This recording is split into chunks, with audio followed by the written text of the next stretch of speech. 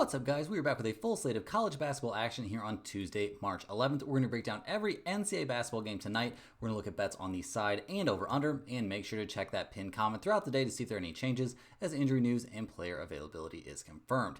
Yesterday went pretty well, guys. It looks like we're going to finish things up 3-1 overall. Orlando probably going to be our only loss out there. We had the Hawks minus 8.5. That game ended up getting a little bit close there at the end, but they do end up coming through with the cover for us. So thank you, Atlanta, for hanging on there. We had Toronto minus 6.5. That was an easy blowout win for them. They end up winning that game by 13 or 14, 119 to 104. So a nice blowout win there for Toronto over the Wizards. So a team that pretty much everyone should beat. We had Denver plus 8.5, and that was one we caught a lot of flack for down in the comments, and it ends up, guys, the Denver Nuggets win that game straight up 140 to 127. Dominant stuff out there. Jokic putting up 35 points, 18 rebounds, 8 assists, and the Nuggets shoot 56% from three-point range to come away with the win. So a nice 3-1 day out there. We'll certainly take that. Do me a big favor, guys. Slam that thumbs up button. We really appreciate every like we get. Once we get to 1,000 likes, we're giving away a free Stump the Spread hoodie to one random commenter. Subscribe to the channel if you're new. Once we get to 50,000 subscribers, we're around 1,000 subscribers, maybe even a little bit less now away.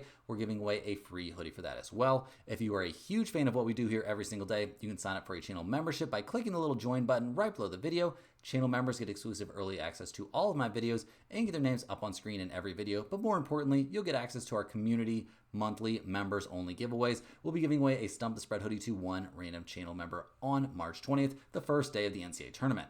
All of our videos are sponsored by StumpTheSpread.com. We have a team of experienced cappers over there. All of us have at least 15 plus years in the industry, and together we cover all the major sports. Right now, our premium members are getting daily college basketball, NBA, NHL, and UFC picks. And Major League Baseball, guys, our most profitable sport of the last 3 years running, is right around the corner. Click the link in the description to head over to StumpTheSpread.com and see everything we offer, including free-to-use bet size calculators, exclusive free picks not covered in this video, and our premium top confidence picks. If you aren't ready to become a premium member just yet, sign up for a free account to get access to our email newsletter, which will get you free picks straight to your inbox every day and updates on results. Just make sure to check your spam folder. Comment below with any bets you're looking at today or any other feedback you have for me, and I will personally respond every single day.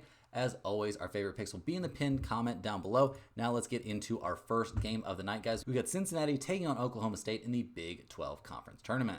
Cincinnati comes in, finished the year 17-14 overall, but on a 3-game losing streak, including, ironically enough, a loss their last time out at Oklahoma State, a game they lost 78-67. So we'll dive into that one a little bit deeper here in a minute. We don't love what we've seen from this team offensively this season, around 300th in the nation, putting up just over 70 points per game. That's not generally going to get the job done. However, we got to cut them some slack. Their pace, not insane, and they do play some pretty good defense, giving up around 65 per game. So there's some positives for this team, but offense, not really one of them. They really hang their hat on the defensive end. The rebounding numbers are okay at times, but maybe not great. They are coming off of that loss at Oklahoma State, so that probably doesn't feel great, and they really haven't had a good time down the stretch. They did play a pretty competitive game, losing by only 9 points there at Houston, so got to give them some credit there, but this is a team that has to make a lot of noise here in the conference tournament to turn things around. It has not been an easy season for them, and they're taking on a tough opponent here in the Oklahoma State Cowboys, who come into this game only 7-13 in conference play, 15-16 on the year.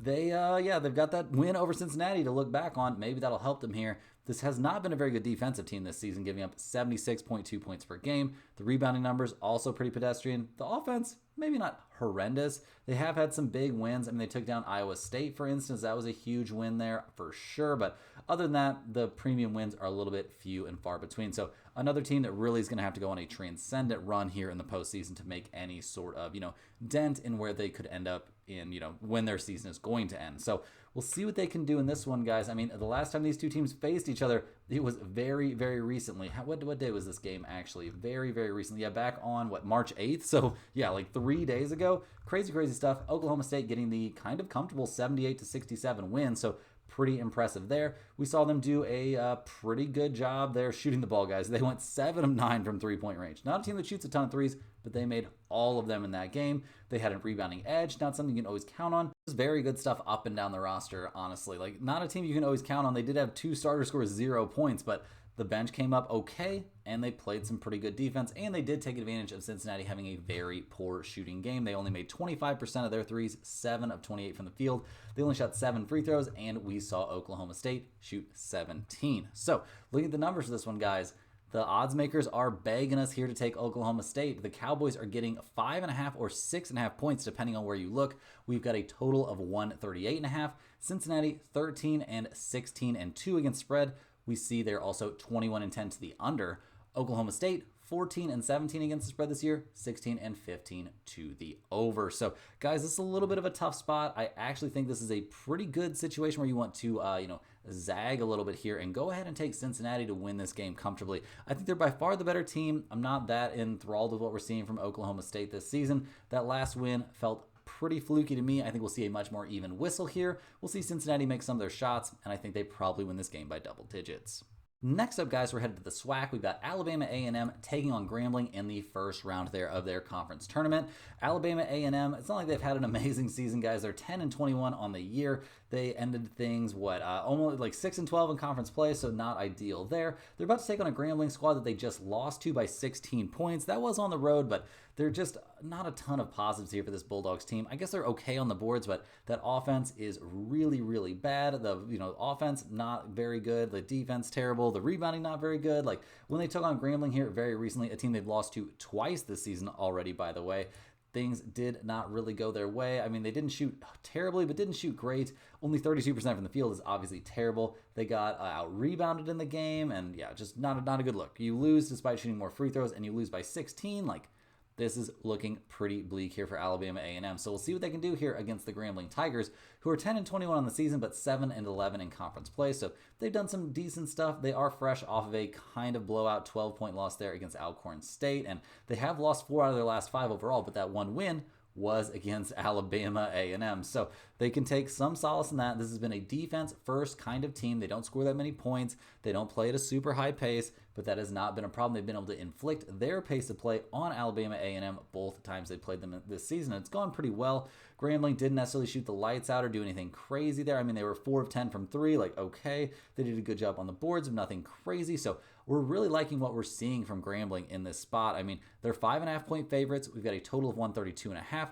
Alabama A&M is only 8 and 20 against the spread this season. They're 15 and 13 to the over. Grambling 11 and 17 against the spread. So don't get me wrong, not great. They are 16, 11 and 1 to the over. Guys, give me Grambling here minus 5.5.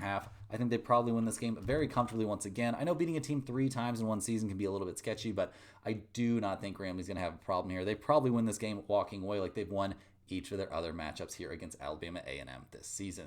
Next on the docket, guys, we got Pittsburgh going on the road to take on Notre Dame. The Panthers 17 and 14 on the season. They've had some ups, but they've also had a lot of downs this season. They finished the year 8 and 12 in the conference, so that's not great. They're fresh off a blowout win against Boston College. I'm sure that feels good, but now that it's conference tournament time, it's time to put up or shut up. Jalond Lowe, obviously a monster, 17 points per game, 5.5 assists. Nothing wrong with that, but what are they going to do against Notre Dame, a team that they lost to earlier this season in a pretty close one, a 76-72 loss there for Pitt. So we'll see what they can get done here. We'll dive into that game that they played. I mean, Pitt did play relatively well. They didn't do a very good job on the boards, got slightly out-rebounded. They shot 35% from 3. Like, how much more can you really ask for them? It was a road game. Playing in Notre Dame can be a little bit tough. Maybe not so much this season. So we'll see what we get out of Pitt in this one. I'm not expecting miracles from this team. I don't think they're going on any crazy run here in the conference tournament, but you never know. They're going to have to get past Notre Dame first, though, guys. The Fighting Irish only 14 and 17 on the season, 8 and 12 in conference play. They're actually playing really, really well here coming into the conference tournament. They're fresh off of a couple wins. They took down Stanford and then played an insane game there against Cal, eventually winning 112-110 in quadruple overtime. Yeah, guys, that's right. 4 overtimes in that game. Absolutely wild stuff. Both teams played pretty well. We saw Notre Dame shoot the ball really, really well in that game. They did a good job on the boards. They had a 43-point score there in Marcus Burton. Crazy stuff. But you basically played 2 games at that point, it feels like. So I guess it's technically 1.5 games, but still, absolutely nuts. Love what we saw from Notre Dame getting that win, a very, very gutsy win. Will they be able to back it up with a win in this one, though? It feels like a little bit of a big ask, but not a huge ask. I mean, obviously, Marcus Burton is a monster. They're going to have the best player on the floor, so that's certainly helpful. Their offense, decent, maybe not elite. The defense is concerning. The rebounding numbers are fine, but a little bit concerning as well. But looking at the numbers here, guys, we see books still putting up numbers as high as Notre Dame plus 4.5. We've got a total of 137.5. Pitt 13, 17, and 1 against the spread, 14, 14, and 3 to the over-under. Notre Dame 13, 17, and 1 against the spread, 16, 14, and 1 to the over. This is a tough spot, guys, but I think Notre Dame is where you want to be. They could be a little bit fatigued after that crazy game against Cal, don't get me wrong, but I think that's probably going to be fine. It's been how many days now? It's going to have been 3 days. These are college kids. I think they're going to bounce back. Go ahead and give me Notre Dame and the points in this one.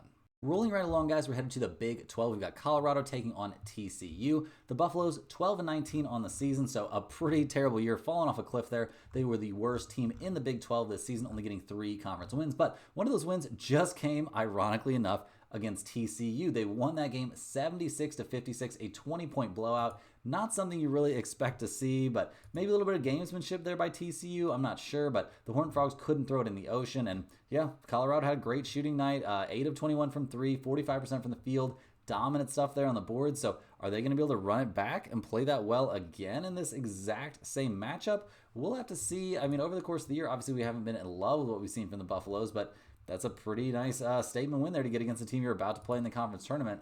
They're going up against the TCU Horned Frogs, who are 16-15 on the year, 9-11 in conference play. They haven't been having a great time down the stretch, losing 5 out of 6. That one win was against UCF, and their last loss was that 20-point loss there against Colorado, where they couldn't do anything right. So, looking at the numbers, the odds makers not shaken by that game. They've still got TCU as 1.5-point favorites. We've got a total of 134.5. Colorado 14-17 against the spread, 16, 13, and 2 to the under. TCU 12, 9, and 19 against the spread this season. That's pretty freaking bad, guys.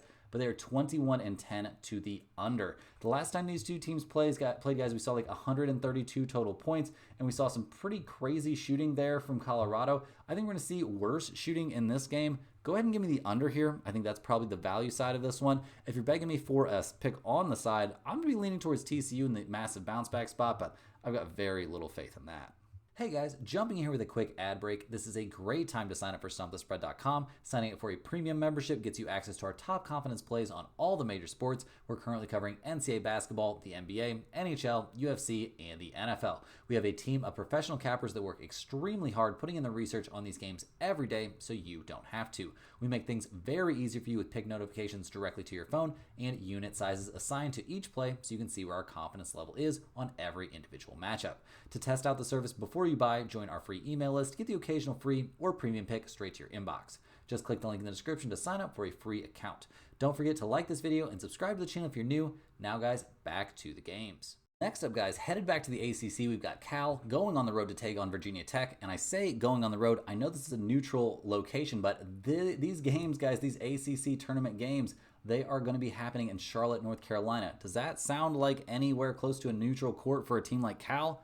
I would say absolutely not. The Golden Bears, 13-18 on the season, 6-14 in conference play. Not having a great year out there in the ACC. They've won 1 out of their last, 9, 8 games, something like that. Beating Boston College, like, okay, they did just play that crazy quadruple overtime game against Notre Dame, which they lost. So that's not ideal. They lost to Virginia Tech earlier this season by 3. So that's another strike against them here. I mean, this team has some decent numbers. The rebounding numbers are okay. The defense is pretty bad. Got to say that. The offense is okay, but this is not a team that I'm necessarily in love with. Definitely work to do here. And I don't think they're going to be fatigued necessarily, but the travel schedule for Cal, going all the way to the East Coast is a little bit nuts. So we'll see what they can do here on the road against the Virginia Tech Hokies team that didn't exactly have the year of their dreams. I mean, they're 13-18 on the season. They finished the year 8-12 in conference play as well. They've been a little bit better down the stretch, though, winning 2 out of their last 5 games, taking down Miami and taking down Syracuse. They played a very competitive game against Louisville. They did get blown out by UNC, kind of blown out there by Clemson. So it hasn't been an easy year. This is a defense-first kind of team, and their defense isn't that great, so that doesn't help. But the rebounding can be something of a strength at times. The last time they played in this exact matchup was so much earlier in the season. I don't really know how much we can actually, reasonably take from that. They did get a 3-point win, so we'll give them credit for that. In that matchup, we saw, Cal get not dominated on the boards, but lose out on the boards, and Cal lost that game despite, the free throw edge, and despite shooting 27 threes against 8 threes there from Virginia Tech. So looking at the numbers for this game, I'm a little bit surprised to see Virginia Tech getting 2.5 points here. We had a total of 139.5. Cal, 17-13-1 against the spread, 16-15 to the under. Virginia Tech, 13-18 against the spread, 16-15 to the under. Guys, I'm going to be leaning here quite a bit towards Virginia Tech getting 2.5 points. I'm not sure if this is going to end up in the pinned comment. I do think they're probably the slightly better team. I know they're for sure in the much better travel situation, and they've been playing the better ball down the stretch here. So, yeah, give me Virginia Tech getting the free basket in this one. Next up, guys, we're looking at the MAAC conference tournament. We've got the Siena Saints taking on the Rider Broncos. Siena, 14-17 on the year, 9-11 in conference play. They come into this game fresh off a loss there at Manhattan, and they didn't keep things very competitive there. Now they got to take on Rider, a team they lost to, but by only 2 points, and that was on the road a few weeks ago. We'll see what they can do. We like Justice Show. He's a monster, 16 points, 5 assists per game. That's not bad, but the season-long numbers here aren't great for the Saints. I mean, they're 368th in the nation in rebounding. That is definitely a concern here, but the team they're facing, not monsters, guys. Rider, 9-11 in conference play, 13-18 on the season. They did come into this, conference tournament pretty hot. They've won their last 3 in a row, taking down Merrimack, Canisius, and Niagara by a single point. That was a thriller there against Niagara. They'll definitely take it, though. TJ Weeks Jr., solid player. The numbers for this team don't look good, but they're kind of a slower pace defense-first team, and the offense has been much better over the last 3 games, scoring 83, 78, and 77 points respectively there. So some good stuff. They head into this game definitely on a little bit of a high. Rider getting 3.5 points in this one. We've got a total of 136.5. Siena, though, 18-13 against the spread this season, 9-11-1 to the over. Rider, 15-15-1 against the spread, 16-15 to the under. In the one game these two teams played against each other, we saw Siena really struggle shooting the ball, shot 20% from 3 and only 13 of 23 from the free throw line. Rider, not a team that shoots a ton of threes. They did dominate the boards, though, and that's a big concern. And guys, Rider comes into this game red hot and getting 3.5 points. Go ahead and give me the Rider Broncos at home in this one. Will it go in the pinned comment? I would say it's got an outside chance. Next up, guys, we're looking at Conference USA. We've got Sam Houston going to take on UTEP here in their conference tournament. And the Sam Houston Bearcats, guys, they had a pretty brutal conference season, guys. Only 6-12 in conference play, 13-18 on the year. They did win their last 2 games, though. Ironically enough, once again, including a win here, a win over UTEP, a game they took down 89-87. This team, not great offensively, not great defensively. The rebounding, work in progress, but Lamar Wilkerson, a monster, 20.4 points per game, shooting nearly 50% from the field. If he can have a big game, this team can knock off some opponents. They're 1-1 against UTEP this season. The Miners come into this game 17-14 on the year, so finishing things off above 500, but only 7-11 there in conference play. They finished things skidding. They've lost their last 7 in a row, their last 7 conference games, including that loss there against Sam Houston. A game, it was a very close game. Obviously, UTEP shot 41% from 3, shot 23 free throws, but Sam Houston shot 50% from 3, almost 60% from the field, and shot 28 free throws in the game. The rebounding edge, just by a little bit, went to Sam Houston. So this is a game that I think very reasonably here feels like a coin flip. UTEP, 1.5 point favorites. Sam Houston, 9-18-1 against the spread, 17-11 to the over. UTEP, 12-14-2 against the spread, 16-11-1 to the over. And the last time these two teams faced each other, guys, we saw 176 total points. We got a total here of 145.5. I don't think we're going to see both teams shoot 40+% from 3 in this game, but I don't think they'll need that. I'm taking the over in this one. I think that's the better value for sure. It's honestly got a chance to end up in the pinned comment. If you're begging me for a side on this game, like I said, it does feel like a coin flip.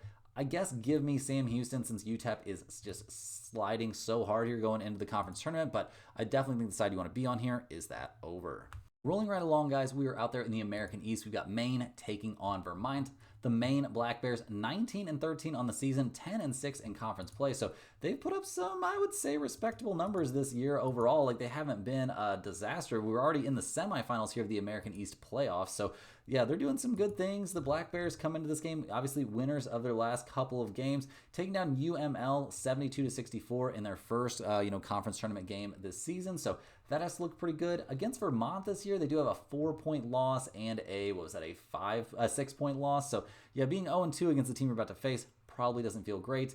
it probably also doesn't feel great to be 433rd in the nation in total rebounding. I mean, AJ Lopez, a decent scorer, but you got to be able to rebound a little bit, especially if you want to be a defense first team. Like, this squad gives up 66.5 points per game. That's great, but only if you guys can figure out a way to, finish off those defensive possessions with defensive rebounds. So a little bit concerning here for the Black Bears. They're taking on the Catamounts here, who are 21-11 on the year. They are fresh off of a nice win there against UNH.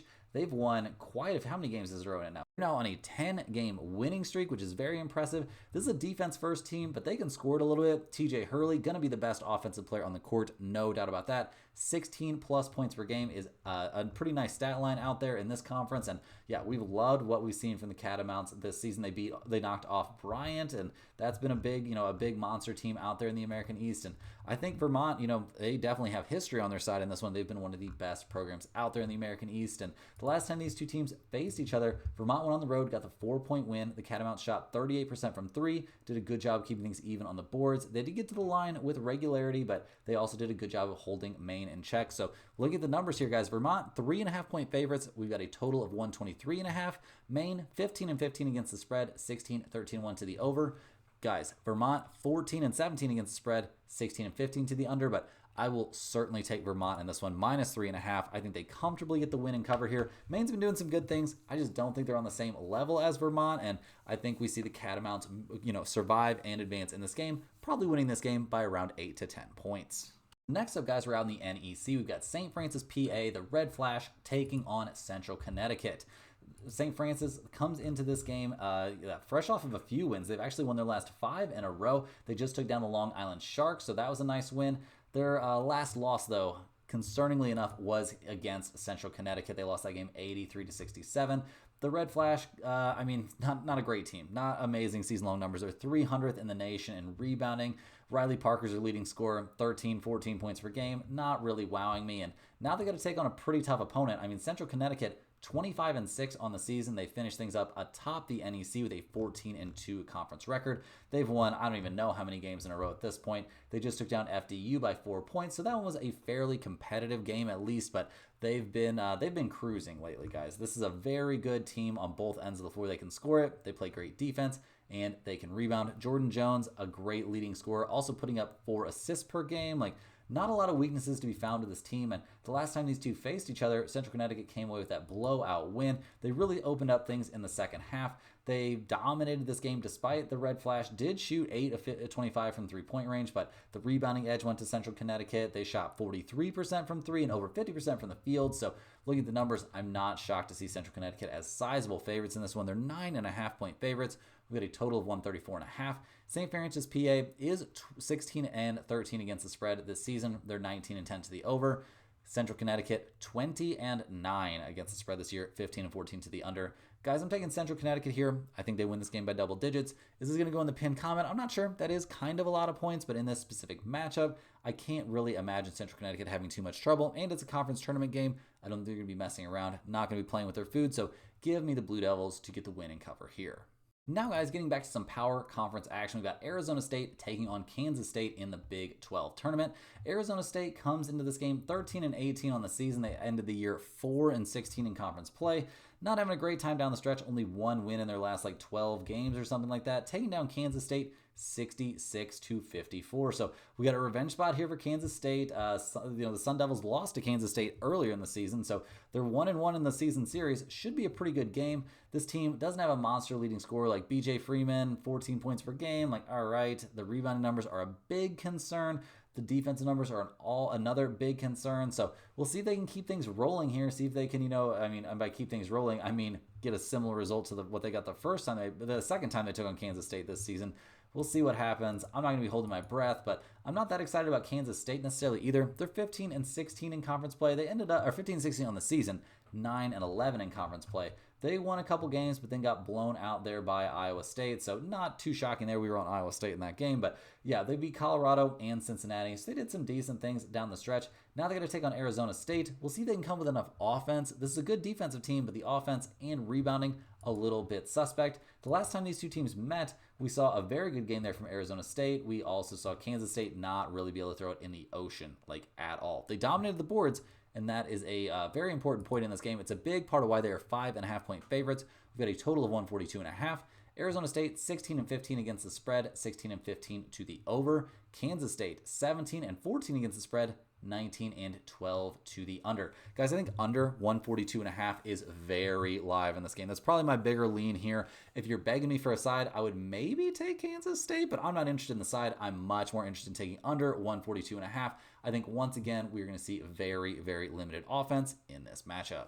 Rolling along here, guys, we're back to the ACC. We're looking at Syracuse taking on Florida State. The Orange come into this game 13-18 on the season, so not the season they would have imagined. 7-13 there in conference play, which puts them way down on the bottom, 5 or 6 there in the ACC. JJ Starling, a monster, almost 18 points per game, but not enough to make this an elite offensive team. They're scoring around 75.5 points per game, so that looks nice. 136th in the nation, not terrible. And those rebounding numbers, very respectable. 95th in the nation in total rebounding.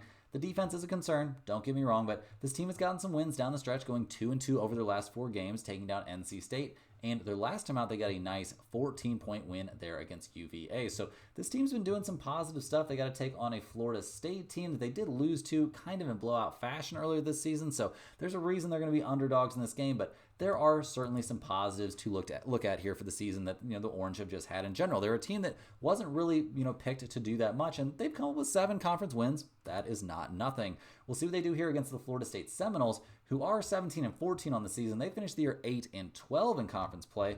They finished their year off with kind of on a high there with a big win against SMU, taking them down 76-69. So good stuff there. This team, decent, but not elite. They're okay. They're offensively 158th in the nation, 75 points per game. Not too much wrong with that.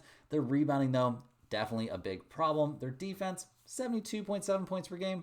Not too bad, but they've given up some big numbers to pretty much every good team they face. Now, does Syracuse qualify as a good team? Well, the last time they faced each other, I would say no, but that was very early in the season. Florida State played great in that game. It was back when they were 10-4 on the year. Florida State shot 40% from 3, shot 31 free throws against the 17 free throws there of Syracuse. So that's a little bit interesting. The rebounding was very, very even. And looking at the numbers for this game, we see Florida State 3.5-point favorites. We've got a total of 151.5.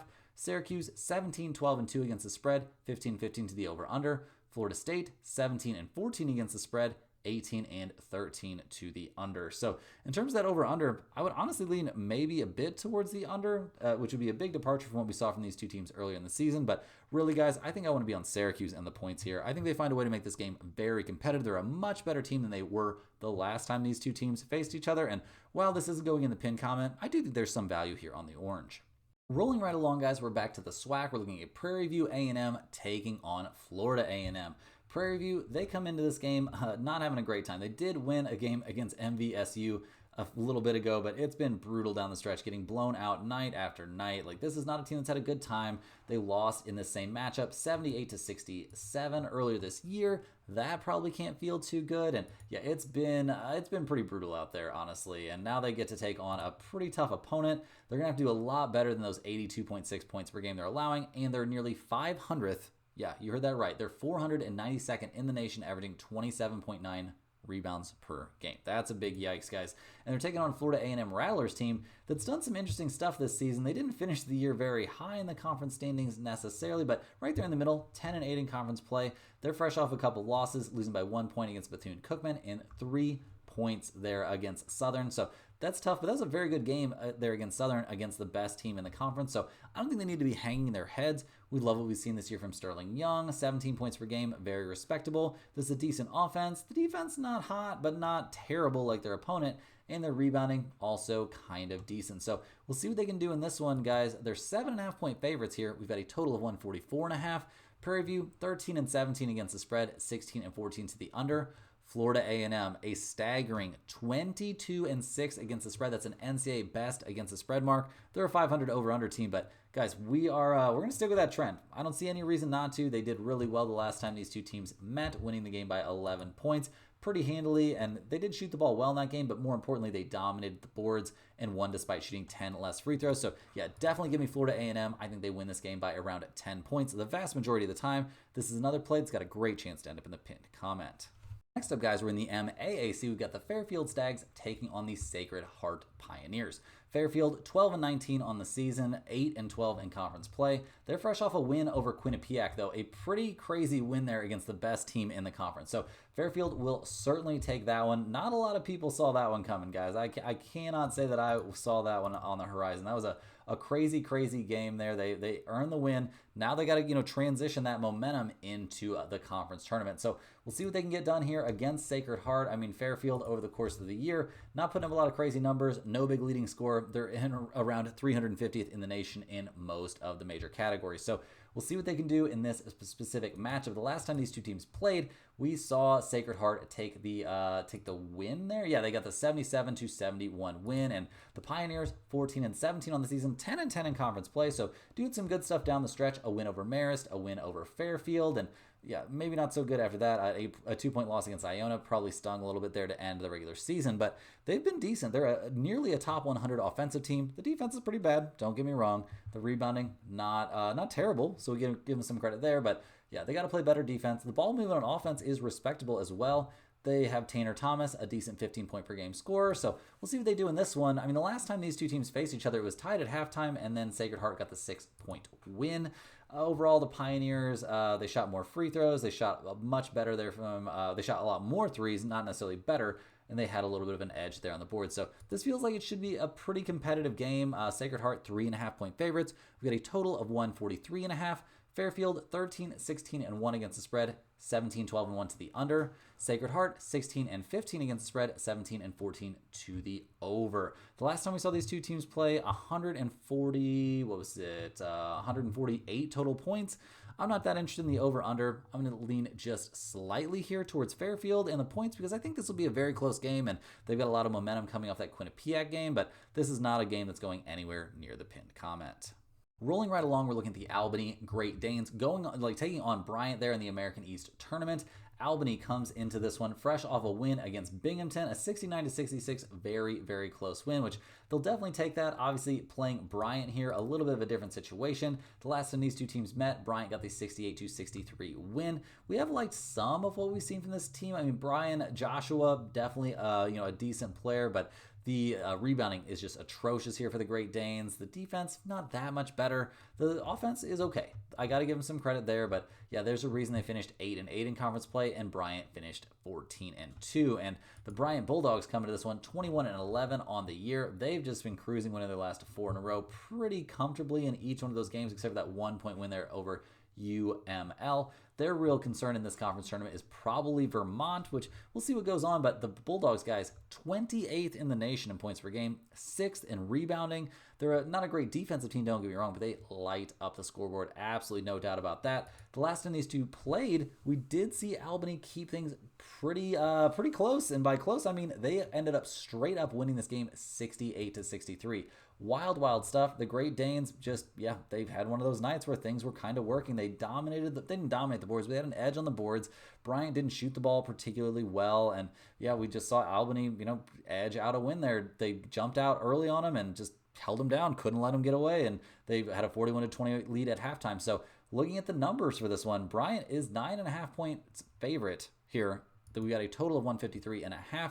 Albany 12-18 against the spread, 15-15 to the over/under. Bryant 13-17 against the spread, 15-14-1 to the under. This is a little bit of a tough spot, guys. I'm going to be siding with Bryant here in the big bounce back spot, but this isn't a play that's going in the pinned comment after what these two teams did with each other early in the season. So I think it could be a close game down the stretch, and I think if you're begging me for a side, I probably want to go with Bryant, but I could wrap my head around Albany keeping this game close. Rounding into the home stretch here, guys, we're looking at Florida International taking on Western Kentucky out there in the Conference USA. Florida International, the Panthers, they finished the regular season worst in the conference, 13-15 overall. They lost their last 3 in a row, including a 9-point loss there at Western Kentucky. It's been a little bit brutal. They did blow out Western Kentucky way earlier in the season. That was a crazy, huge upset game, but this is not the same Florida Panthers or the same Western Kentucky team, if I'm being honest. it's just been a little bit rough for this team in general. Like the rebounding numbers, not very good. The offense, terrible, 300th in the nation. Jaden Brewer is a decent scorer, but they just don't have enough there to back him up. And the defense hasn't been great, and they've had some bad losses this year as well. So not necessarily a team that I can get super, super stoked about. I mean, I don't know. There's just not a lot of positive things to say. They don't have a lot of big wins. Their probably biggest win of the season was that win against Western Kentucky. So now they get another chance against that same team, I suppose. Maybe they've got the blueprint, but they didn't use it the last time they faced each other. And Western Kentucky, guys, 17-14 on the year, 8-10 in conference play. A team that's definitely fallen off from years past, but they've managed to win 3 out of their last 5 down the stretch. They did get blown out by Liberty in their last game of the regular season, so that is a concern, but they did win against Florida International very, very recently. What day was that game? Yeah, it was pretty recent, guys. It was back on March 6th. So yeah, very recently, less than a week ago. And yeah, Western Kentucky 76, Florida International 67. The Hilltoppers ended up shooting almost 40% from 3. They did, even on the boards there, Western Kentucky won despite getting crushed on the glass. I don't think we can necessarily count on them getting crushed on the glass here twice in a row. So we'll see how things go. But the Western Kentucky Hilltoppers at -3.5, definitely looking like the side I want to be on. I mean, Florida International 13-16-1 against the spread, 18-12 to the under. Western Kentucky 15-11-4 against the spread, 18-12 to the under themselves. We saw 143 total points scored in the first game that the most recent game these two played against each other, and we've got a total of 143.5 in this one. I'd lean a bit towards the under. I think both teams will regress a little bit shooting the ball, but really, guys, not a spot that I can justify putting in the pinned comment. Last but not least, we're headed out to the Big 12. We've got the UCF Knights taking on the Utah Utes. The Knights, guys, I mean, 16-15 on the season, but 7-13 in conference play. They have managed to win 3 out of their last 5 down the stretch, so that's something to hang your hat on a little bit, some positives there at the end of the year, including a 76-72 win there against Utah. It was a home game there for UCF. Winning at Utah is pretty tough. The refs tend to get involved in those games, but we like what we've seen from them down the stretch. They did lose at West Virginia, but it was a comfortable game, a very competitive game in that one, but still a loss. So you gotta look at that, some kind of way, but definitely good stuff over the course of the season. I mean, the Knights, a legitimate offensive team, 69th in the nation, scoring 78.6 points per game. Keyshawn Hall, a monster leading scorer. I won't be surprised to see him end up in the portal at some point, but 18.5 points per game, that's not growing on trees. They're around a top 100 rebounding team, but the problem for this squad has really been their defense. They're giving up almost 80 points per game, and when you're doing that, you're really putting yourself behind the 8 ball. You're going to have to score the ball a lot and really, really efficiently if you're going to come away with wins. So we'll see if they can lock in on defense. Last time they played Utah, they gave up only 72 points. The Utes come into this game 16-15 on the season, 8-12 in conference play. They've lost 4 out of their last 5. Their only win was against Arizona State. They lost by 11 at BYU, which is honestly slightly respectable, but they lost by 2 against West Virginia, 1 against Arizona State, got dismantled by Arizona. You kind of see where this thing is going, guys. And yeah, they're going through a coaching transition here. The Mavs assistant head coach, Jensen, is going to coach his alma mater, Utah, here coming up. So that maybe throws a little bit of a wrench in the works. This has been an elite rebounding team. The defense not great. The offense okay. Gabe Madsen can get hot, but the dude's shooting only 37.7 from the field, so probably not time to freak out about that. Looking at the last time these two teams played each other, UCF played really, really well to get that 76 to 72 win. They did that despite shooting 25% from 3 and having a rebounding deficit. So looking at the numbers here, Utah 1.5 point favorites, a total of 156.5. UCF 14-17 against the spread, 18-13 to the over. Utah 15-16 against the spread, 18-13 to the under. Guys, I'm going to be taking UCF to run it back in this one. I think instability there in the coaching staff for Utah is definitely a problem. I think UCF's actually the better team, so that helps in this situation as well. And I just think overall, this is definitely a much better spot to be on UCF than to be on Utah. I don't think there's going to be a real discrepancy in the fan situation there. This game's happening in Kansas City, Missouri. So I think overall, UCF is the team I want to be on. That's all the games we have for today, guys. That's basically every NCAA basketball on the entire slate. Slam that like button for good luck on all of your bets and to get a chance to win a free hoodie if we can get to 1,000 likes. Subscribe to the channel. If you're new around here, once we get 1,000 more subscribers to make it to that 50,000, we're going to be giving away a Stump the Spread hoodie for that. Most importantly, get over to stumpthespread.com. Check out all of our free information over there. Check out our premium picks if you're interested. We've got tons of premium college basketball, NBA, NHL, every single day coming out, and Major League Baseball, guys, is right around the corner. So check out all of that, guys. You can do that by clicking the link down in the description. We'll be back tomorrow for more sports betting action.